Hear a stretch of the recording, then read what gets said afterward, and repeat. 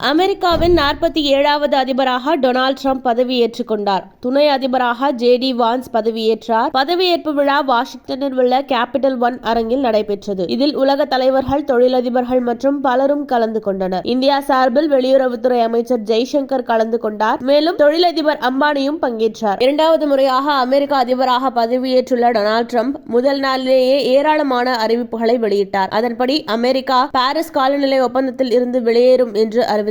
மேலும் அமெரிக்காவில் இனி ஆண் மற்றும் பெண் என 2 பாலினங்கள் மட்டும் அங்கீகரிக்கப்படும் எனவும் தெரிவித்திருந்தார். மேலும் தனது ஆட்சி காலத்தில் அமெரிக்காவின் நலன்களுக்கு முன்னுரிமை அளிக்கப்படும், அமெரிக்கா வளமானதாகவும் பலமானதாகவும் இருக்க நடவடிக்கை எடுக்கப்படும் என்று தெரிவித்தார். பதவியேற்ற பின் அதிபர் டொனால்ட் ட்ரம்ப் முதல் நாளில் பிறப்பித்த உத்தரவின் சில முக்கிய அம்சங்கள்: அமெரிக்கா பார்லிமெண்ட் கலவர வழக்கில் தொடர்புடைய 1500 பேருக்கு பொது மன்னிப்பு வழங்கப்படும். இவர்கள் அனைவரும் ட்ரம்பின் ஆதரவாளர்கள். உலக சுகாதார அமைப்பில் இருந்து அமெரிக்கா வெளியேறுகிறது. கோவிட் தொற்று உள்ளிட்ட தொற்று நோய்கள் பரவிய போது உலக சுகாதார அமைப்பு தனது கடமையை செய்யவில்லை. கோடிக்கணக்கான அமெரிக்கர்கள் பயன்படுத்தும் தகவல் தொடர்பு தளத்தை திடீரென நிறுத்துவதை தவிர்க்க நடவடிக்கை எடுக்கப்படும். டிக்டாக் செயலி மீதான தடையை 75 நாட்களுக்கு தாமதப்படுத்தும் நிர்வாக நடவடிக்கை எடுக்கப்படும். அமெரிக்கா மெக்சிகோ எல்லையில் அவசர நிலை பிரகடனம் செய்யப்படும். சட்டவிரோத அகதிகள் ஊடுருவல் தடுத்து நிறுத்தப்படும். மின் வாகனம் கட்டாயம் என்ற உத்தரவு வாபஸ் பெறப்படும். விரும்பிய வாகனங்களை பயன்படுத்தலாம். இஸ்ரேல் ஹமாஸ் போர் நிறுத்தம் உறுதி செய்யப்படும். துப்பாக்கி கலாச்சாரத்திற்கு முடிவு கட்டப்படும். கொரோனா தடுப்பூசி போட மறுத்ததற்காக ராணுவத்திலிருந்து வெளியேற்றப்பட்ட வீரர்களை ஊதியத்துடன் மீண்டும் பணியில் அமர்த்தப்படுவார்கள். இவ்வாறு ட்ரம்ப் அதில் தெரிவித்திருந்தார்.